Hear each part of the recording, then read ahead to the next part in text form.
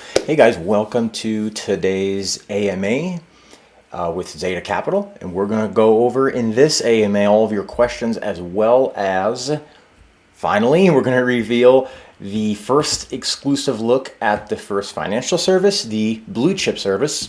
We'll also be revealing some new updates to the dashboard, as well as some other goodies. So if you haven't submitted a question yet, this is obviously pre-recorded. Sometimes we do them live, sometimes we pre-record them just based on time and what I can squeeze in. If you have not submitted your question, please head over to our Discord. You can find that in any one of our videos, as well as our website. And post your question in the AMA questions channel. It's kind of the easiest way to get in touch with me before the AMA, so I can hopefully squeeze them in. Of course, if you have a burning question, you can always just reach out to me as well. Twitter, Discord, all over the place. And let me know. And if the question's pertinent enough, either I'll answer it right then and there, or I'll save it for the AMA. So that's really the easiest and best way to get in touch with us before the AMAs are recorded or before they go live. So I will have some screenshots at what the new dashboard is going to look like. I shouldn't say new dashboard, but some new features inside the dashboard, as well as what the blue chip service is going to look like. Have some other little, fun surprises as well. Before we get started, I found a quote that I really love. I don't know who said this, and I looked on all over the internet, and I could not figure out exactly who said this quote, but I love it anyway, so it doesn't matter. If you know who said it, let me know in the comments below.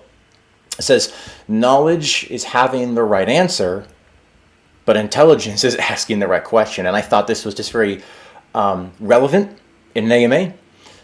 There's a lot of things to share, and I've shared what success looks like, the 80-20 rule, that stuff. This is just a great quote, right? And it's very relevant to an AMA.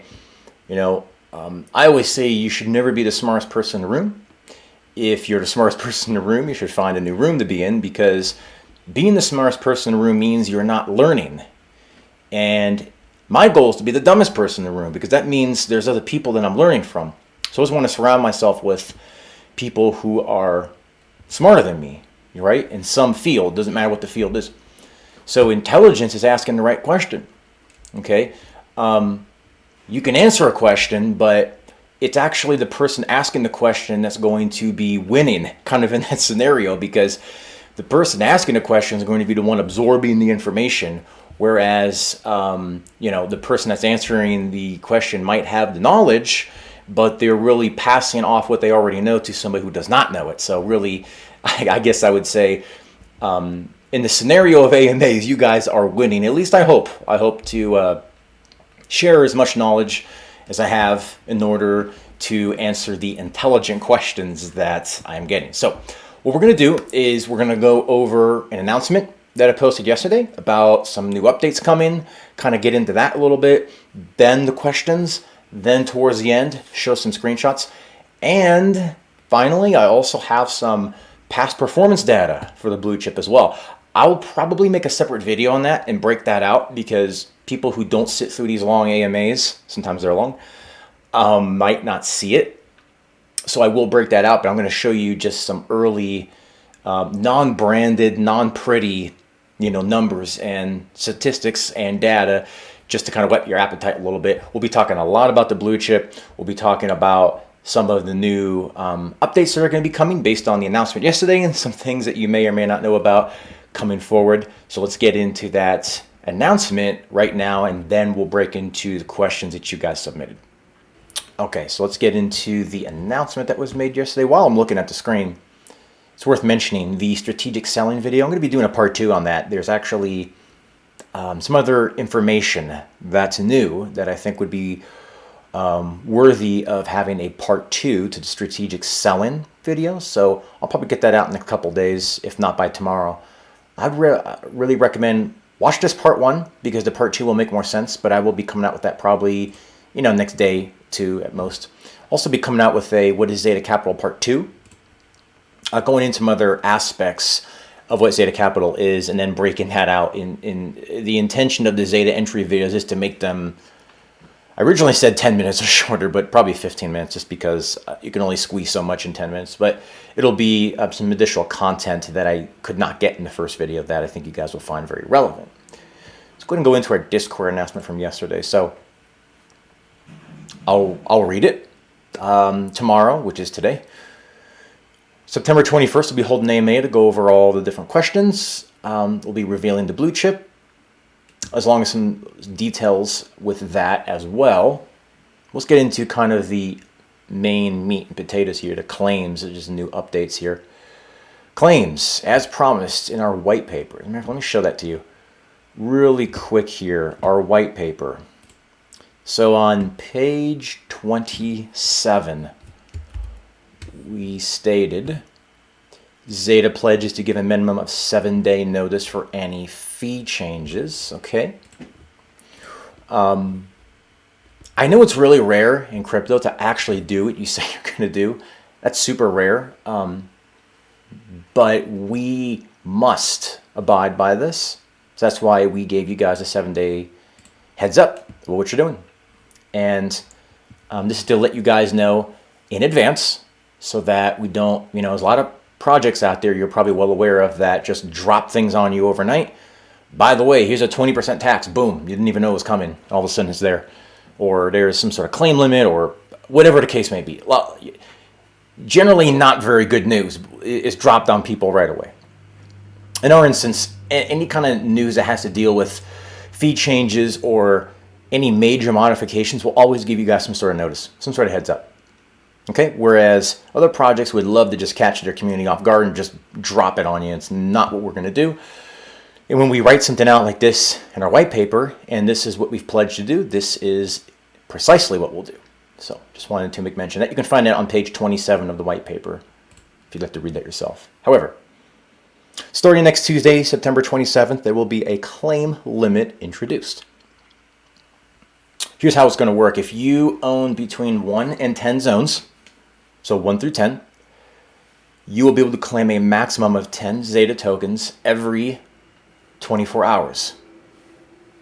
Okay, that means if you have 20, let's just say unclaimed rewards, 20 XETA tokens saved up, you'd only be able to claim 10, and then you have to come back the next day and claim the next 10 if you wanted to get all 20 out.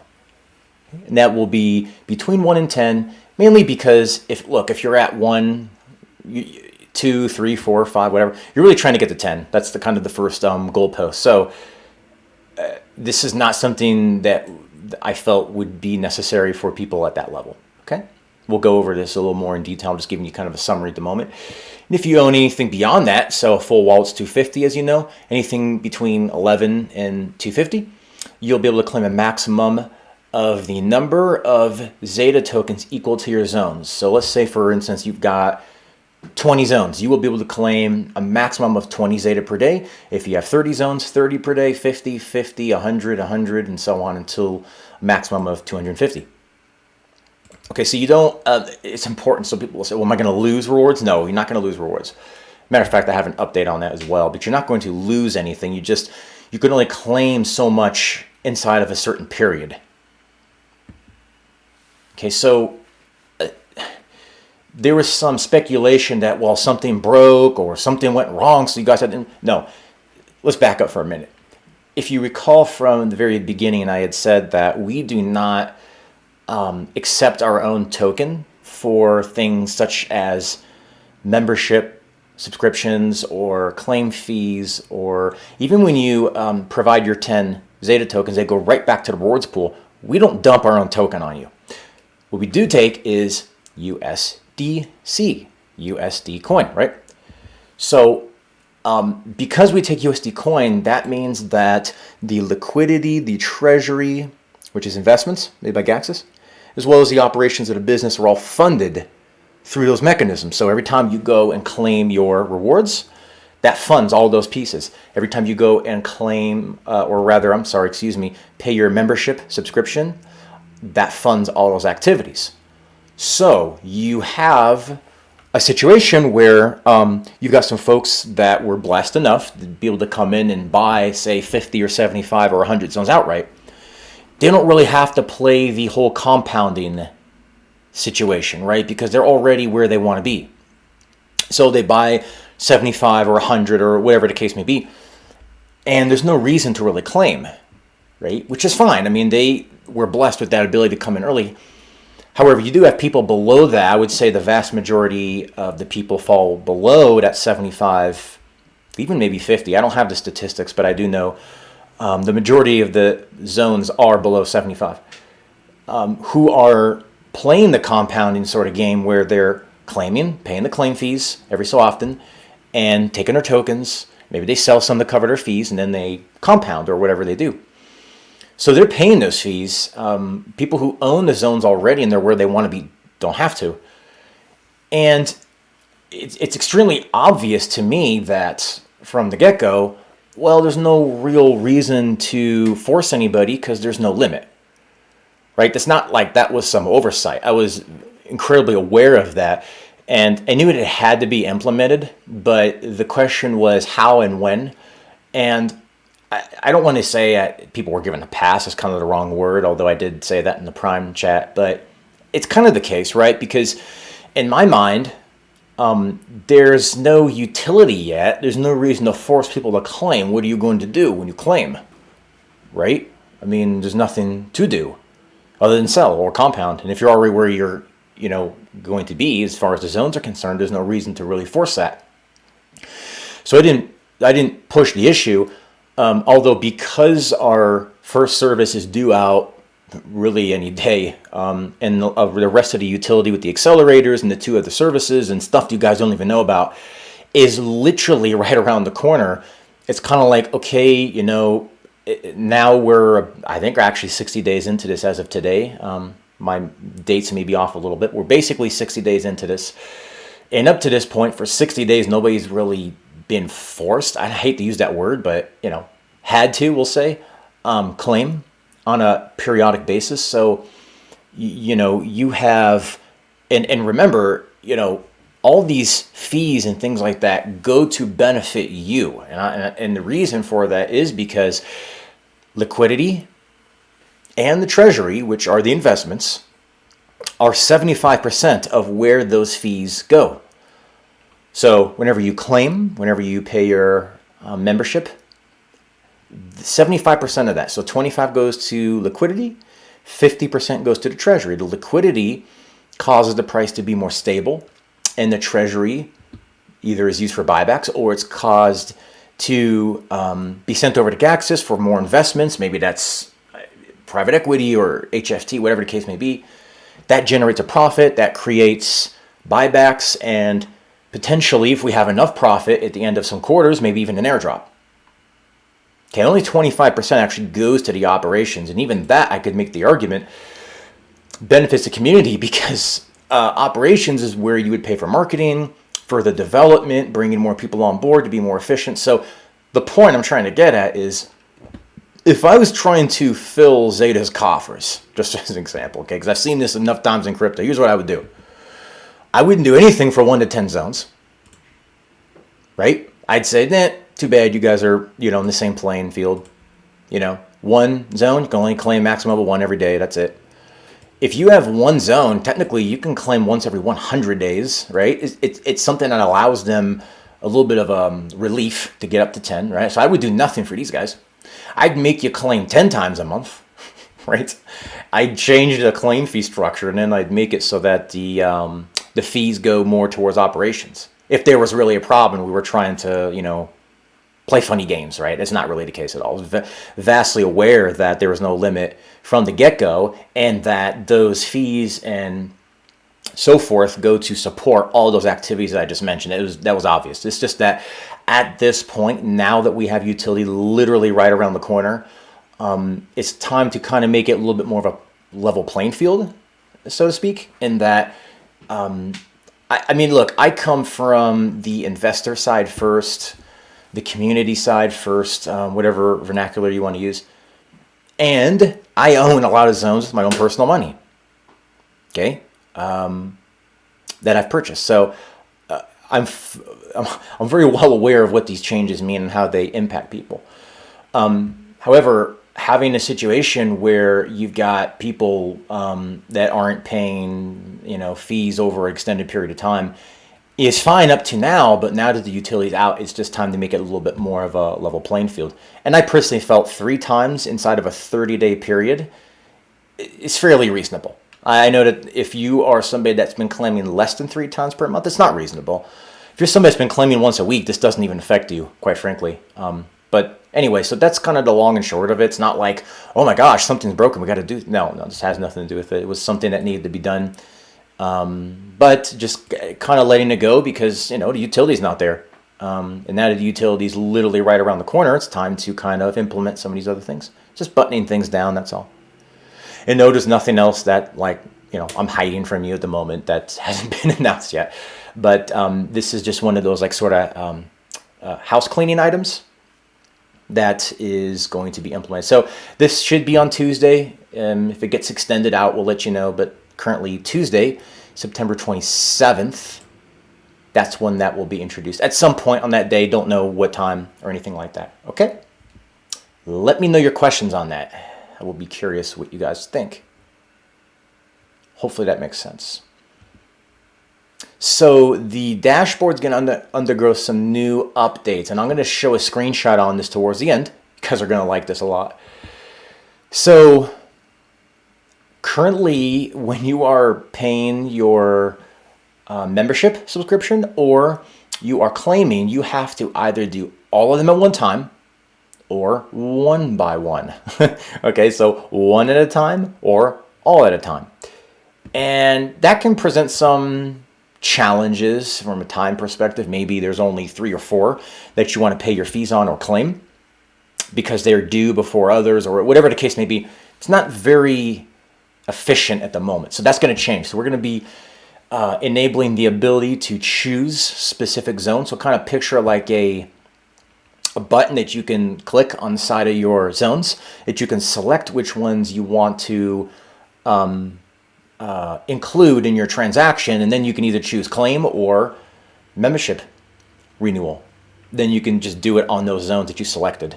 Okay, so that's going to come very, very soon. I'd say within days, because it's just part of some new updates for the blue chip. So that's going to just provide some more functionality as well. Here's a new change, and this is, I think, a very good change. Actually, and I'll explain this. It's membership subscription updates. So currently, zones that are expired, so let's say your membership renewal was due yesterday and you missed it, and today you weren't thinking about it and you're not up to date.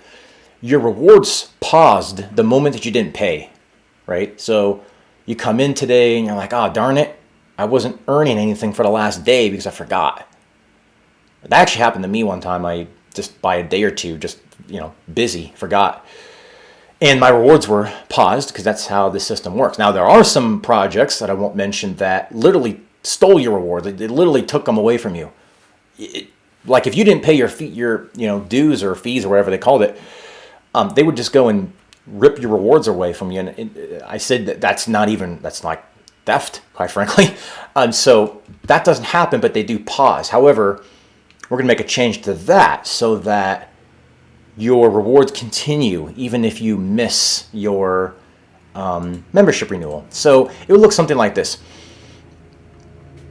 If your zone memberships are past due, okay, you will continue to receive your rewards for 28 days beyond the due date. Okay? But your reward claims are disabled. So you can't claim until you pay your membership renewal. But your rewards will continue coming in even if you miss it up to 28 days. Day 29 through day 56, if you're still late, then the rewards pause. Claims are obviously still disabled at this point.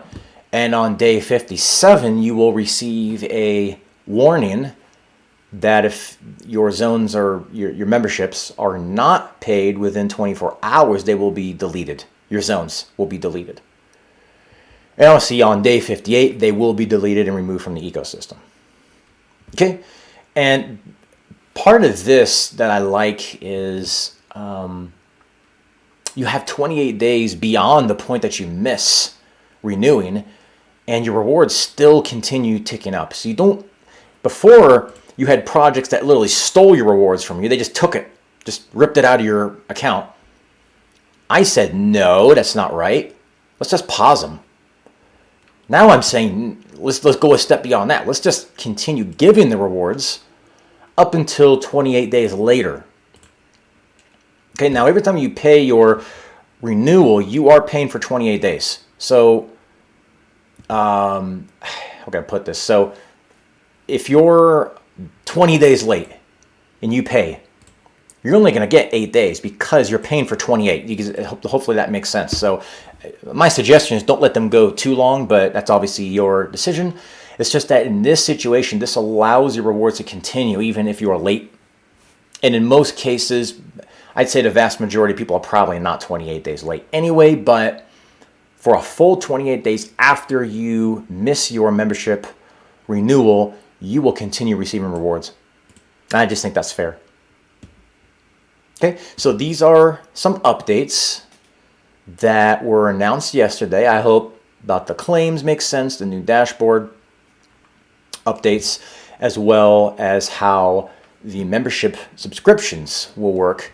Hopefully that all makes sense. So I'm going to get into some questions. Some of the questions are about these three, some of them are not. And then towards the end, I will show some screenshots about what this new dashboard looks like, and show some screenshots on the blue chip, as well as show a little bit of the blue chip past performance. So let's get into the questions now. All right, so first question comes from one of our wonderful moderators. And if you haven't had a chance, please take a quick second in the Discord. Thank the moderators for all they do, because they do a lot. And they are the gatekeepers of the community, and they do a wonderful job at that. But Greg Savage asks, he says, per the recent announcement, if someone doesn't pay the monthly membership, the zone still emits rewards. Does it mean people can use this to balance out the membership periods and be able to pay all at once? For example, resetting certain zones, 28-day counter back to 0, then start again for all zones. So what he's talking about is some people create zones one day, then they create zones another day, and what happens is some are due before others, and they're not all due on the same day. And some folks would prefer they were all due on the same day. No, and the reason is because what's going to happen is these will go into sort of a negative territory. So when you're behind, you're now certain days behind, right? Kind of look at it as a negative number. So if your membership is due, say, in 5 days on a set of zones and 2 days on other zones, and you let them all kind of go past due, some will be negative certain numbers and negative other certain numbers. And the reason for that, if I go back to my announcement here, is because once there's certain parameters late, certain things happen, right? So if you're 29 or more days late, you get your rewards paused and so on, like I had mentioned in the announcement. So because of that, every time you pay your membership, you are paying for 28 days, right? So if, like I said in my example, if you have some zones that are 20 days late and you pay, you're going to get 8 days because you're paying for 28. I hope that makes sense. So to answer your question, unfortunately, no. I know some people want to have all of them, their zones due on the exact same date, but just due to the nature of when you build them and they last for 1 year, it starts to counter at a different point. And unfortunately, there's no way to 100% line them all up. I guess if you played the math right, and if you paid some on certain days and you knew when the other ones were going to expire and you waited, you could probably time it, but I don't think it's really worth it, frankly. And here's the cool thing. The main reason this new system makes sense is because, let's just say you got, once you get to like 100 zones, maybe you built a bunch and they're due on the first week, and then some are due on the second week, and some are due on the third week, and some are due on the fourth week of the month. And then it's like kind of a pain in the butt to constantly come in and pay them. Well, because you can now be a little bit late and still get your rewards, that's why this makes sense. Because now if you're a day late, 2 days late, a week late, 10 days late, doesn't matter. Up to 28 days, you will still get your rewards. So that's why this makes sense. You don't have to freak out as much if you're a little late. I would recommend you don't be more than 28, because if you are, that is when your rewards are paused. So Hopefully that answers your question, Greg Savage, and thanks for the wonderful question. Okay, moving on. Dark Lord GR says, when we deposit Zeta into a financial services pool, do we still pay the claim fees or not? The answer is yes, you do pay claim fees. I think I said this early on, but I do understand it's been a little while. You're not going to be able to avoid paying fees. Why?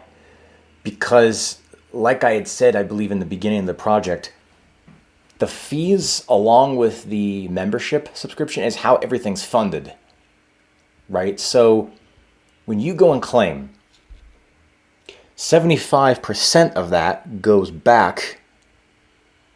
Well, I should say 50% goes to the treasury, 25 goes to liquidity, and 25 goes to operations.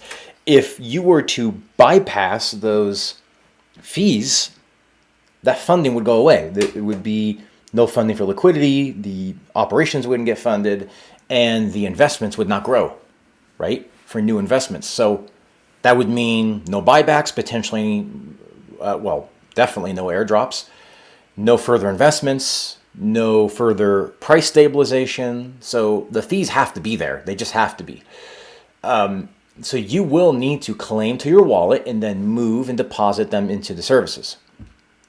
Furthermore, trying to move tokens on the back end poses a security risk that we don't want to have. And I certainly don't want to put anything in a security vulnerability. So yes, you will have to pay your fees, claim them to your wallet, and then deposit them into the financial services. So hopefully that answers your question. Just kind of be aware, guys, the fees are there for a reason, right? Everything that has been designed into the tokenomics is there for a reason. Claim limits, although we had some wiggle room on that, like I had mentioned. The variable claim fee, depending on the token price, the membership renewal, all that stuff is there for a reason. All of this has been war gamed out and modeled out. So bypassing that would break that system. And as much as it would be nice PR for me to come out and say, hey, guess what? No more claim fees. That wouldn't make any sense, right? I'm not going to do something for glory, nor if it breaks the system, because everything has to go through a set of rules and protocols and guidelines. Otherwise, it doesn't work. So enough of a tangent, but hopefully that answers your question. Thanks, Dark Lord. Appreciate it. So moving on, Pyres, I think is how you say it, would like to know, what's the current amount of buybacks, please? Tell you what, let me show you something really briefly. So you go to XETAcapital.com. Go ahead and click News on the top. I want to show you an article I wrote almost a week ago. August Profit Report Summary from September 15th, 2022. If you scroll down in this article, first of all, you can watch the AMA. I'd recommend you would. But if you want to just skip to the meat and potatoes, you'll see right here there were two withdrawals, 75K and 50K, done towards the later part of the month for buyback. So at that point, that's 125.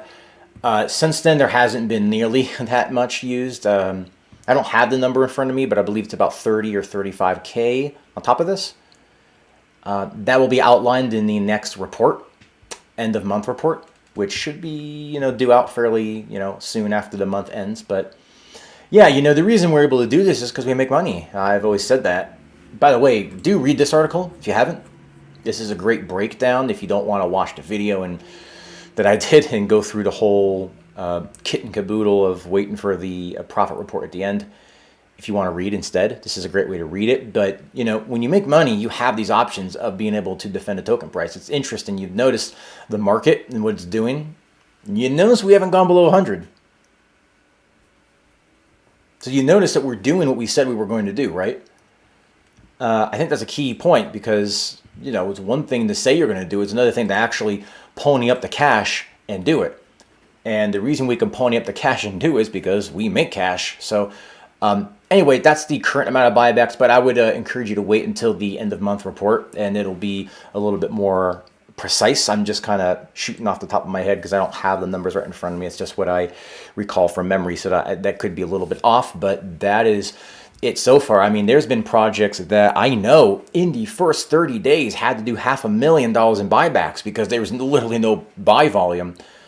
We went actually 30 days, a little more than 30 days into the project with 0 buybacks in a bear market, well, people think it's a bear market. Some people argue with that, but in a bear market is what it appears to be. So, that to me is a testament of the utility. That's a testament of what it is we're offering. It's a testament of the use case. It's a testament of how different this project is.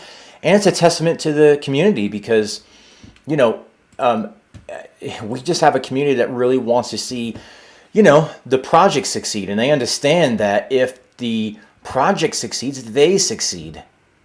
Right? So again, I'm going to keep pointing people back. Strategic selling. Please watch this video if you haven't. I know it's 26 minutes. It is, if you could watch any video, I would recommend you watch this one. Any video in the entire YouTube channel, whatever. Because this will allow you to understand the impact of buying and selling, the impact of what that may do, if you sell too much or buy too much, or if if you sell before the services are out, what does that mean? How can you sell and then deposit it? So all of this will make more sense. I really, really, really recommend you watch this. And, the community has, for the most part, been wanting to see this succeed by modifying, buying and selling and all that, because we are the only project that I'm aware of that has this sort of utility where you could take your tokens and actually deposit it into something without selling. And it doesn't create a sell order. And it gives you, in my opinion, I would argue, far greater value than selling. All right, so that's why we haven't had the need to do a whole lot of buybacks, but we have done some. And that's exactly what we said we were going to do, and it's exactly what we are doing. So hope that answers your question. Thanks, Pyers, I believe it is. Appreciate the question.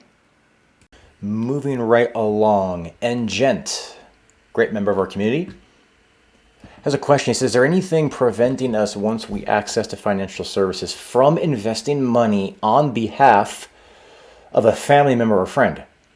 They may give us cash to buy XETA or buy XETA themselves and send it to our MetaMask wallet. I appreciate that contracts and tax implications would need to be worked out on our, okay. So I can't tell you to invest or do anything on behalf of anyone else, right? Can't tell you to do that. Can't tell you not to do that. I don't offer financial, tax, legal, any kind of advice. All I can say to answer your question is, as long as you have the number of zones that is required to access a service, and as long as a pool at that time is open, and as long as you have XETA in your wallet, you can deposit it.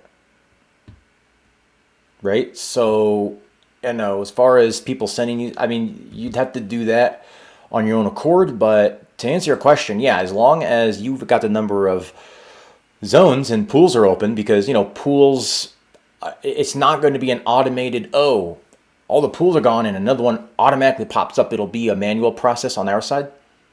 So it's possible that you might have to wait a little bit before a pool reopens. But the bottom line is, if a pool is open and you've got a number of zones that access that service, then yes, I mean, technically anybody who buys XETA or whatever and sends it to your wallet, and you have met all those requirements, yeah, you can deposit them. Just kind of keep in mind that's your wallet, so reporting and accounting might be a little fun, but otherwise, there's nothing stopping you from doing that. And yeah. So just kind of keep in mind that I can't tell you to do that or not to do that, but your theory is correct, and you can put those XETA tokens into the services as long as pools exist and you've met all those requirements. So, and Jen, thanks for being part of our community and appreciate the question. Okay, so Master Yoda, and how could you not respond to Master Yoda? Asked a wonderful question. It says, with the process of pulling funds, I think he's talking about withdrawing from the financial services. With the process of pulling funds and receiving USDC in that process, what happens to the initial XETA investment? Where does the XETA go and who does the conversion? So what he's referring to, or I mean, could be she, I don't know, but what he's referring to is you take your XETA token, right, and you deposit them into the service. So your value is locked in the moment you do that. So if you have a $100 token, you got 10 tokens, you're locking in $1,000 at that moment. Okay, doesn't matter if the price goes up, doesn't matter if the price goes down. The second you deposit, you are locked in. So when you go and you check, and you'll see this when I show the screenshot and some revealing of one of the first services. When you go look at your profits and your principal and you withdraw, you are getting USDC back. You're not getting Zeta back. So what he's asking is, what happens to that initial Zeta token? Where does it go and who does the conversion? So the process of essentially what this is, and I'll just kind of call it what it is, it's an OTC. It's essentially your tokens are being exchanged for USD coin on the back end, right? And that process is done with the profits that we've been earning inside the XETA Capital fund, right? So it's not like, oh, the founders, they took our money like a lot of other projects, right? And they invested it, and we have these, financial, vehicles and things of that nature. And then we're running away with the profits, or we're just, I don't know, buying a Lambo. I've seen this. I mean, trust me, I've seen it in other projects. So it's kind of a laughing matter, but it's a serious thing. No, those profits are being used to then create these pools where we buy your token off of you.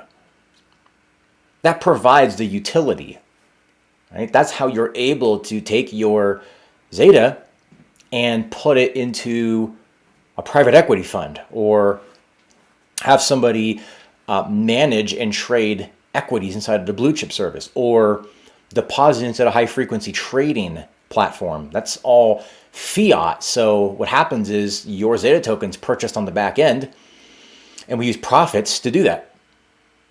Right? So those profits are really going back to the community to provide that utility, isn't it? So where does the Zeta go?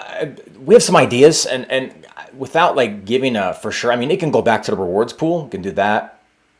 We can pair it with liquidity potentially. There's other things we can do, but without saying exactly, because it'll kind of just depend. I mean, I think I don't want to pigeonhole us in what we're going to do with it, but there's a lot of options, right, that would benefit the community. You'll just kind of wait and see where we're at that time, and kind of accumulate it, and just see what to do, and make that decision based on where the token price is and the business and all of those type of decisions. But yeah, this is what you can do when you make money. But if you can't make an ROI, if you're, people call it Ponzi-nomics, they call it all sorts of things, right? At the end of the day, if you're not able to turn a profit, you can't do any of this stuff. And in this case, you need a lot of profit to be able to pull something like this off, to be able to create pools with multiple six figures of buybacks in there. I mean, essentially what it is, it's a buyback, right? I mean, call it what it is. It's kind of like buying a token on the open market, because if you think about it, if you were to take your Zeta tokens and sell them, right, and dropped the price low enough, and we had to defend the $100 price, essentially buying your tokens off of you and not impacting the price and giving you, real utility is even better. Right? So you've got to be able to turn a profit to do this. You've got to be able to have wise and sound investment professionals, right, that have investment vehicles to be able to use to turn profits like this, in order to be able to give you this type of use case and utility that I personally have never seen in another project, and it's what I always wanted in a project. So that's why I'm doing it myself. So Master Yoda, it's a great name. It's a wonderful question, and I hope the answer makes sense. Thanks for asking. All right, on to question number 6. Ron Blade says, I second Master Yoda's question and add another related one. That's the question previous to this. When we put Zeta into a zone and we put that Zeta into the financial service and pull it out as USD coin, that causes a taxation cost basis calculation nightmare. If all I had to do was to put in Zeta and take out Zeta, it wouldn't be a problem. Is there any suggestions on how to properly account for this lack of paper trail? Will we ever be able to download CSV files or something? So I can't give you like advice on how to do your accounting or taxes. I can give you some suggestions. When you are claiming your Zeta, there's a certain value to that at that time, right? The moment you claim it. That is, depending on where you live, reported a certain way. But the moment you deposit that, you're going to see your principal. Okay, so you're going to know how much was put in at that time. I would just recommend you keep record as you're doing this. That's really the best suggestion, right? a lot of this is going to be difficult for anyone never audit. So my suggestion is that you keep very good records as you're actually performing these actions so that you don't have to go back and try to figure stuff out. I know it's going to be exciting when all this comes out, but my recommendation is to keep very good records. But to answer part of this question is, the plan is to add CSV files and reports and previous data and all that stuff. It's not going to be a day one thing. It will come over time, because I had the same thought that you did, that you're going to have to keep tabs on all this. But the cost basis is not going to be as difficult if you document everything as you're doing it. And I will say that if you literally claim your rewards and immediately deposit into the pool, it's a lot easier, right? Because unless in that delta someone does a big buy or sell, it's not going to be much of a variance, right? So hope that answers your question, but thanks, Ron Blade. It is a great question. Okay, so this was written by an individual inside of the Prime chat. Because that's a private chat, in that you had to have purchased in the pre-sale and be verified, I didn't want to give the person's name or anything like that, but I'm not even going to read the whole thing. But the gist here is the person is stating that they think that the claims change, the claim limit is signaling that there's some problem. And that's not the case at all. So I had explained in the very beginning that the reason this was implemented is because utility is literally right around the corner. Okay, and because it's right around the corner, it's time to make things a fair and leveled playing field. And that I want to give people, touch points of decisions to make, right? Rather than sitting on a large amount of tokens and just not claiming. And it makes it a level playing field because everybody has to do the same thing. It's not just for whales. It's not just for people below. The vast majority of people are not claiming once a month. They're actually claiming more than once a month. So that's a little inaccurate. But the point being is that this causes everything to be on a level playing field, and it also allows the fees to flow into liquidity and more investments, which, by the way, can fund and will fund the financial service pools, further profitability, further buybacks, potential airdrops. All this stuff is already going very well, but it's time to kind of implement, something that really, it should have been there day one, but because the utility wasn't there day one, it's kind of like, well, I'm not going to push the issue, but now that the utility is ready, it's time for that change to be implemented. Okay, I did blank out a project that he was referring to, but let me show you something. Here's something that I would like to do, is a little bit of math. A little bit of math to kind of drive home a point. Okay. Let's say you have 75 zones. Let me make this a little bit, I'm going to make this a little bit bigger here. Let's say you got 75 zones. You're paying your $15 membership fee for those 75 zones, correct? That costs $1,125. So that means for that 28-day period, you're paying $11.25, right? Okay, so assuming that the token price is under 150, I should say, every time you claim, it's going to cost you $375 to claim your rewards. So if you have to claim every 10 days, by the way, you could literally claim, day 28, 29, 30. You could claim twice in 1 month and 4 times in the next month. Once in 1 month, 5 times in the next month. You can do this all sorts of different ways. You could just push it out if you want. I'm not saying you have to claim every 10 days, but if you want to get kind of maximum compounding ability, you would. So 3 times inside of a 30-day period. So I'm going to take this number and multiply it by 3. That comes out, ironically, to the same number, $11.25, the same as our $15 membership fee. Okay?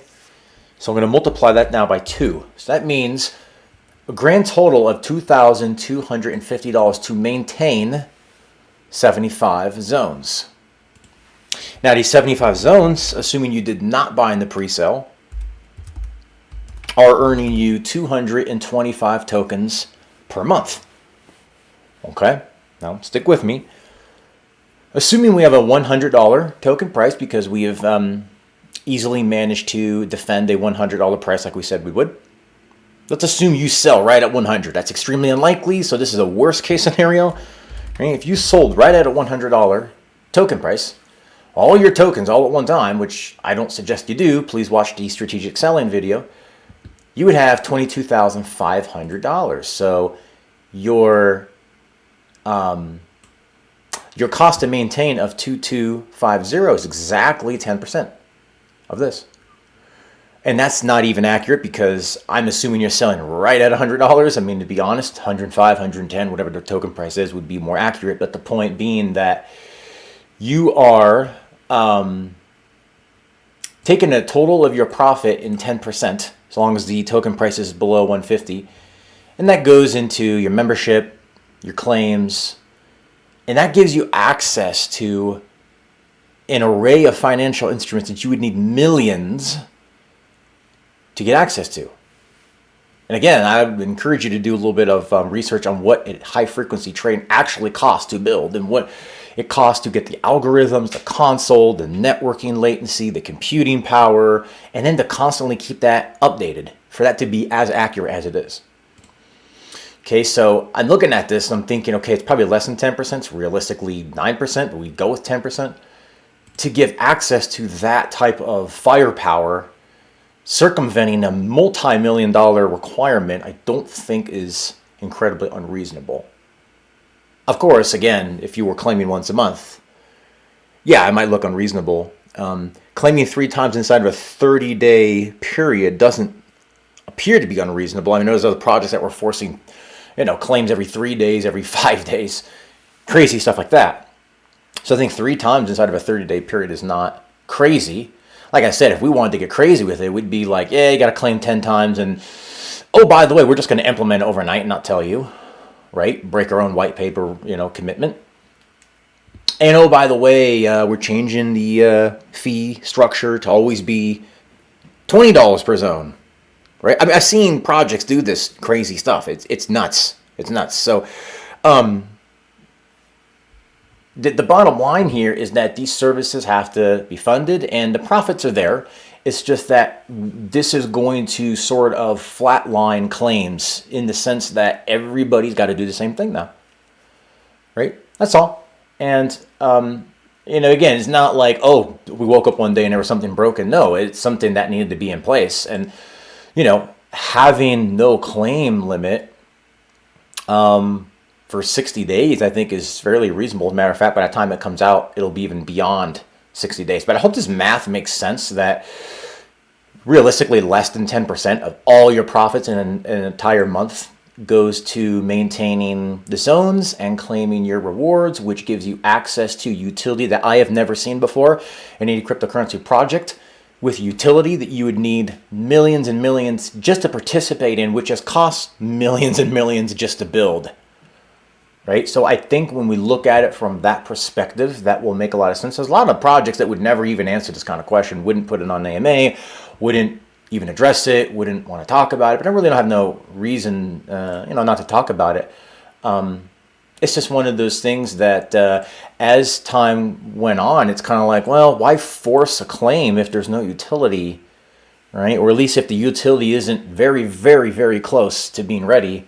For weeks and weeks and then 60 days, it just, to me, it didn't make a lot of sense, right? The perspective of, hey, we should have knew day one. Yeah, I agree with you. And point taken. And then, moving forward, if there's anything like that, that's going to be done later. Yeah, it'd be a good idea to let you guys know. So appreciate that. Thank you for the person who wrote this. You know who you are. I don't want to share your name because it's a private channel.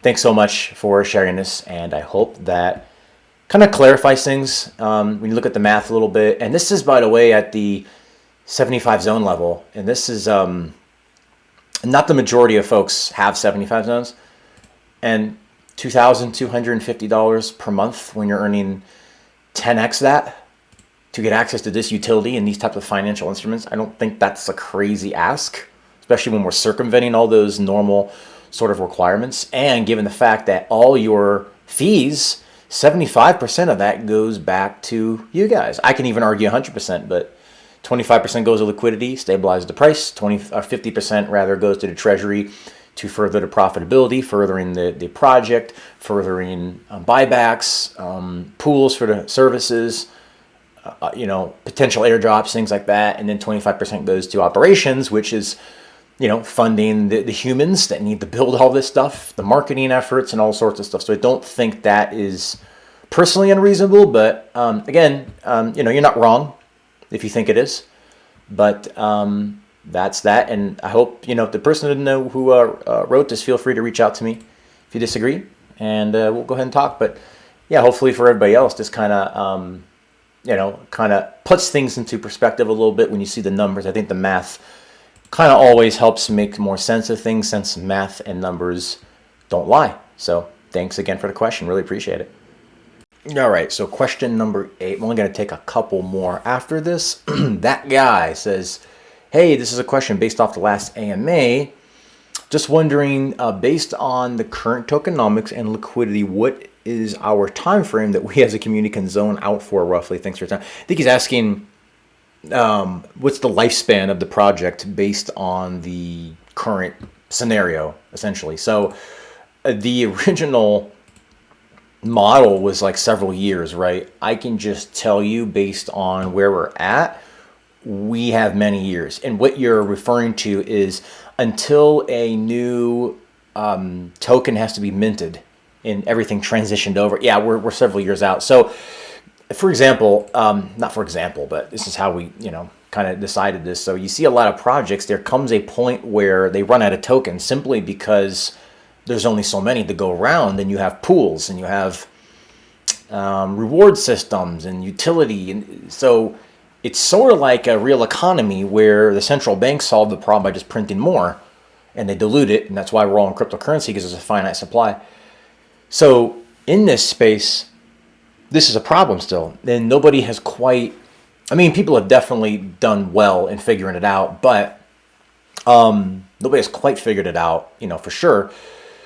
So kind of the jury's still out. So the way we decided to do it is just, hey, we'll just create another token. We'll do it all over again, So at the time where we know we have a couple months left before tokens are starting to run out, because there's literally so many being bought, so many zones being purchased, so many tokens moving around that they just start to run out, literally. So months before that happens, we're going to announce, this is what's going on. We're going to be minting a new token. We're going to migrate everybody's zones over. And the key, here's the key, pull and migrate the liquidity one for one, so you don't have, a $200 token on the, day one, and then day two, we move over to a new token and it's now 100, right? You have to migrate. Now, if people sell off, that's one thing, but if you migrate the liquidity one for one, based on the supply, you should have the same scenario, but you're kind of starting from scratch, right? So that's kind of how we've decided to deal with it. I think it's very simple. It's very eloquent. It should work just fine. That should push us out many more years, even beyond that. So to answer your question, based on the current scenario, we are several years out. It kind of depends on if all of a sudden growth just explodes at a certain point, then, this is a very different conversation, of course. But even if growth did explode, we've already accounted for being, at least several years out before we even have to consider anything like a migration or a new token or anything like that. So that guy, thanks for the question. It's a great one. All right, so this is kind of a twofer here. It's 2 different questions. These will be questions 9 and 10, and we'll end with this, and then we'll go into some of the revealing of stuff. From Guts, great member of our community. Got a couple of different questions. I'll read the first one first. So he says, the team asked us about what are the services we would like to see in the future.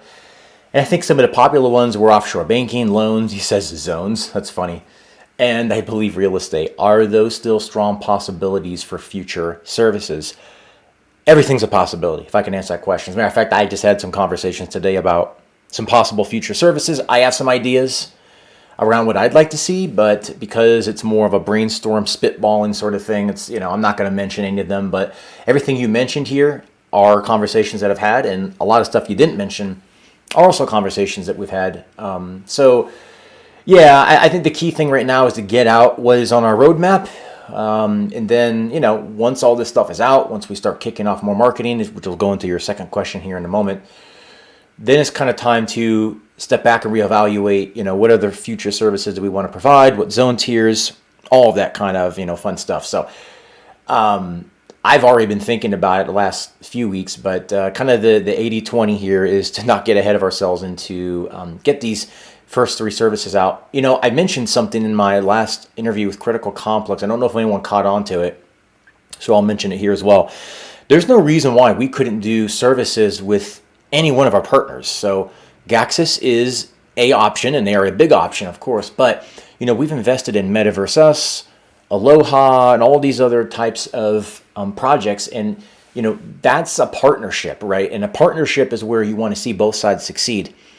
Those guys are all doing, really exciting stuff. There's no reason why, Alphabet is another one, Launchpool. There's no reason why our partnerships with them could not be leveraged to the point where zone tiers couldn't be created around services for partners in addition to Gaxis, right? Not instead of, but in addition to. It's just something to consider, and I've already had those conversations, so there's a lot of different options we can do. And I see a lot of different directions, and I think they're all great directions. It's just what's the next thing after the first 3. I don't know yet for sure. The key thing is to get these first 3 out and then kind of reconvene and have that conversation again, because there's a lot of different directions to go. And it's kind of like they call it first world problems, where you almost have too much utility and you have too many options. You don't know which ones to do. It's a good problem to have, but it is still a problem because there has to be a decision made. So anyway, yep, we'll get to that. But all of the things you've mentioned are for sure things we have spoken about. And then he's got his second question. He says, I think this Discord crowd is a bit more calm than many that I've experienced, which is probably a good thing. Should we count on word of mouth and team's marketing plans, or will the team want more activities from us to attract more people in? I'm thinking coordinated efforts, such as having the active members here joining large yield farming project discords and pushing their DAO to invest in Zeta, etc. Is that a good or a bad thing? It's a very loaded question, but a very, going back to that original quote, very intelligent question. So yes, to kind of start off at the beginning of your question, our Discord crowd is more calm and is more diplomatic. I mean, even when people disagree, they're very diplomatic about it. It's just okay to disagree, don't walk away mad, just walk away kind of situation, right?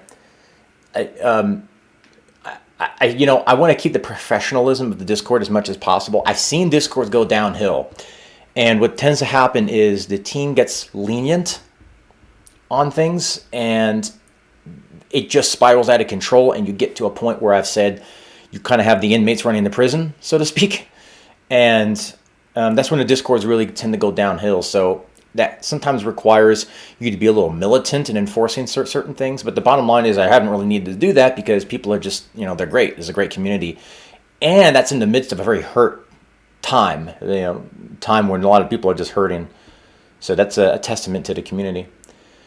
Should we count on word of mouth and team's marketing plans, or will the team want more activities from us? So, yeah, obviously, if you're going to ask me, yes, I would like for you to go and spread the word. People call it shilling. I don't know why people call it shilling. It's such a weird. When I got into cryptocurrency, people use this word shilling, and I'm like, it almost sounds like a cuss word, like it's a bad thing. I just look at it as you're talking about what you're most excited about. I mean, shilling sounds so.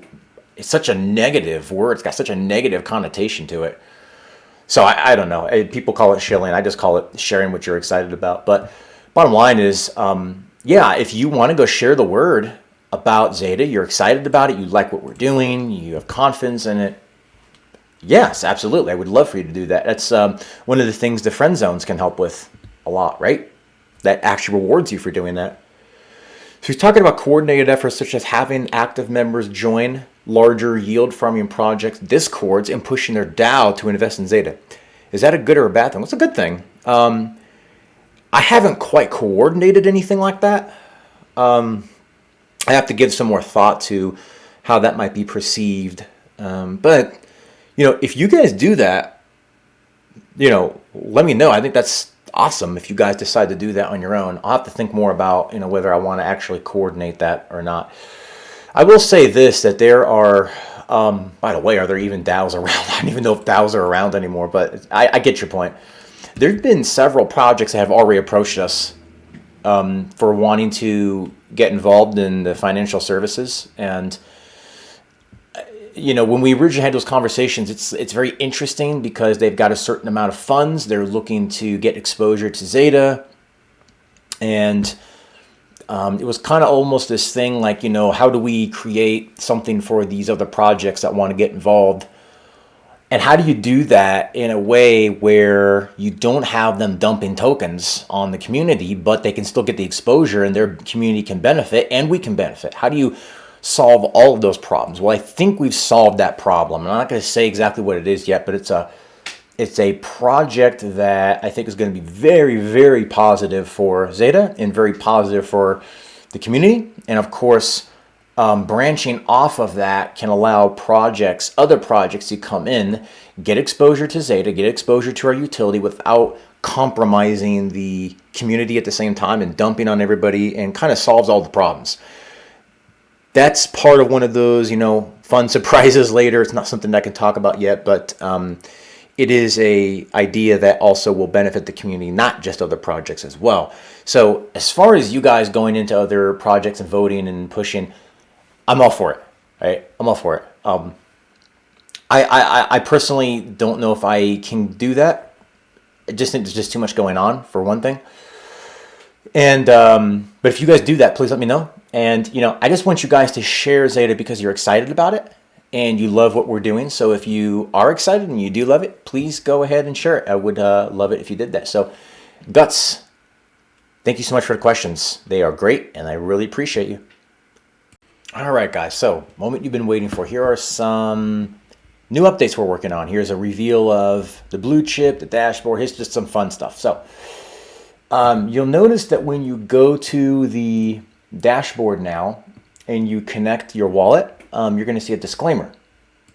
It's going to look like this. So this is a new addition. It's got some language in there. You have to click I agree. Just something you'll notice as you come onto the dashboard now. Okay. I do want to show you something else in the dashboard. If you come in here and you purchase XETA, notice anything different? It's a new interface. It's not that white UI. And USDC and XETA are now the default pairs. So you don't have to go clicking around trying to find XETA. So two really brief additions. I did mention this a couple weeks ago. Not a couple weeks ago. I think it was a few days ago, 10 days. I don't remember how long ago it was. There's too much going on, but there's no longer 100 confirmations whenever you perform transactions anymore. There's only 20. Okay, so that allows all the transactions, whether you're paying your fees, claiming, building zones, whatever, faster and quicker, and it's going to get even faster over time. One more addition is the calculator will have a compound feature in here. It's being built right now. That should be somewhere down the road. I don't know if it's going to be in a couple of days or however long, but the team is working on that, just to let you know. And of course, we did also announce that the charity wallet is getting filled now automatically. That's really cool. We actually have more than this. I can tell you it's quite a bit more than 2,500. And we'll be making ongoing donations to James Project. Pretty cool. Pretty cool. So I'll show you one of the dashboard updates that we're going to be doing right now. So it looks like this. So this is the feature that's going to allow you to select individual zones. Let me zoom in a little bit. So you'll notice a couple things on here. You'll notice some zones are due, right? Some are coming up to be due soon. But you'll notice that you can now select them on the left over here. You see these little selecting? So, I should say, I used to call them radio boxes back in the day, but check boxes, basically, circles. And on the left here, you're going to be able to select to claim And on the right, you're going to be able to select to renew. So you can literally select some to claim and renew, select some just to renew, select some just to claim. I mean, any which way you want to do. Okay, and you'll notice here it says, how many are you renewing? How much Zeta are you claiming? They're two separate options now. Okay, I mean, this is not out yet, but they will be. Okay, pretty cool. Pretty cool. So you'll notice on the left here, some of these circles that you're selecting the zones with are orange and some are like a gray. That's because these ones are due. So, you know, these ones cannot be claimed because they're too far due. They're too far, I shouldn't say expired, but their fees need to be paid before they can be claimed. That's why you see the color difference here. Okay, and you'll notice there's some color coordination in here as well with red, signifying, hey, these are due, gotta pay them. And orange just means they are selected. So if you scroll down here, you're going to see my XETA Capital Fund access. You can see blue chip, private equity. You can see high frequency trading is grayed out because, you know, in this particular screenshot, it didn't have 75 zones. So that's what this is going to look like. And that's why it says XETA member level 2. The private equity signifies level 2. Okay, so this is going to be out very soon. We're days away from this. Just thought you guys would like to see this. There's been some people, this is going to be a breath of fresh air, being able to select and do individual actions with individual zones. So you don't have to either claim all or pay all or do them one by one. You can now select them and do them separately. Very fluid and gives you a lot of different options. Okay, so when these services are available, you are on your dashboard going to see some options for each service. It's going to have an image, and when you click those, it's going to pop up the services. But let me show you what the dashboard is going to look like when this update takes place. It's going to look like this. So you'll see here, just ignore the typo. It says 50 zones down here. Just ignore that. You're going to have some options inside. This just looks so cool to me. You're going to have some options inside of your dashboard where you're going to be able to learn more. It's going to give you some information, and this is going to pop open a new, what we call a modal. It's like a new window, essentially, that allows you to get access to each one of these, right? So this is going to be one of the new features inside the dashboard, and kudos to our development and design team. I just think this looks awesome. Awesome. I love this. I'm excited for it, to be honest with you. Really excited for it. So some of these features will obviously be available once you have hit a certain number of zones, and it will unlock. Click this, it will give you access to a window that you can then deposit your Zeta. You can then, by clicking that window down the road, see your principal, your profitability, withdraw, do all that fun stuff. And speaking of which, what would it look like if you clicked the blue chip service? What would that look like? Well, let's take a peek at that, shall we? So I'd shared this screen in the Prime chat the other night and blanked it out. Here it is. This is going to be what the blue chip looks like. It's I can't zoom in too far, it'll get grainy, but you have your principal, profits to date, and total account balance. You could see performance over time. You can see your rewards available, right? You can see your rewards available in Zeta. What would it be looking like in Zeta versus USD coin? Give you that option. Or I should say, yeah, USD, but it'll come out as USD coin. And this is going to require an entire educational series, which I will do, right? We'll do, because there's a lot to look at here. I'm going to zoom in on one of these blocks here in a minute, but the blocks, you have individual blocks inside a pool. So these are different pools right here, right? $25,000 each, like we said. And you can see how many people have entered the pool, right? You can see what the performance of the pool is, because remember, some people can withdraw, right? When they withdraw, you can kind of see how that pool opens back up. You can see if you have shares of that pool. As a matter of fact, everything under vested, I should make mention, there's open blocks, vested blocks.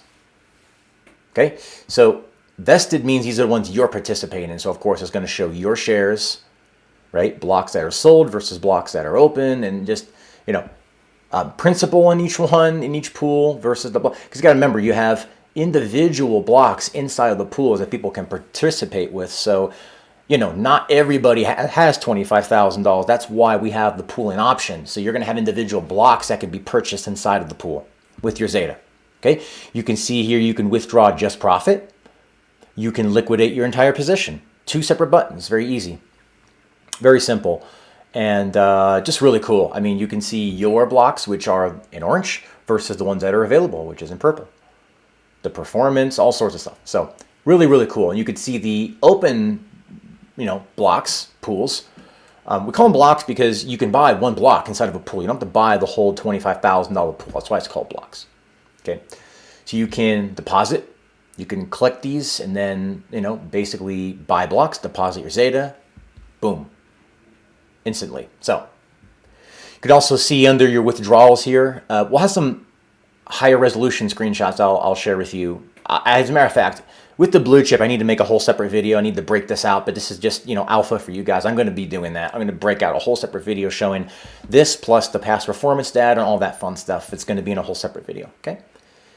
But you'll see here, my withdrawals, you can see what's complete inside of which pool. You may be able to read this. One says pool 14, pool 1, pending, complete, withdrawal history right here. You get a whole bunch of data, okay? Whole bunch of data, and each one of these pools has an identifier to it for us as well.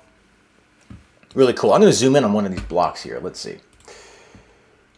So, right here. I got a really cool photo after this you're going to love. So, you can see here, inside of each pool, it's a $25,000 pool, blocks that are available, blocks that have been purchased. Orange is it purchased, purple is what's available. Right? You can see how many people are actually in this pool. It's kind of cool. You can see what's the performance on this so far. Really cool too. How many shares do you own? Blocks. You know, this is early alpha screenshots, so some of the verbiage might change. But you can also see you can liquidate your entire position. In this case, $21,000 principal. You can withdraw just a profit.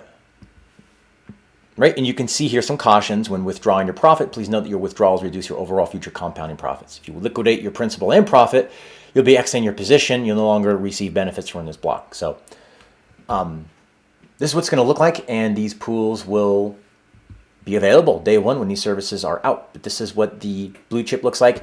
The other services will look very similar, most likely very similar with just some slight tweaks and things like that. So you notice this little button here that says brief. Okay, here's something fun that we never told you. Check this out. This is what's going to happen when you highlight that brief. Now, someone had asked I did a little mini AMA, it was a text AMA the other night in the Discord. Someone had asked a question about the blue chip. Here you go. I know that's so vague that makes no sense what I just said, but you get the point. I'll share it in just a moment. I don't want to spoil the surprise. So when you click this brief, here is what shows up. Pool brief. The focus is on fintech technology.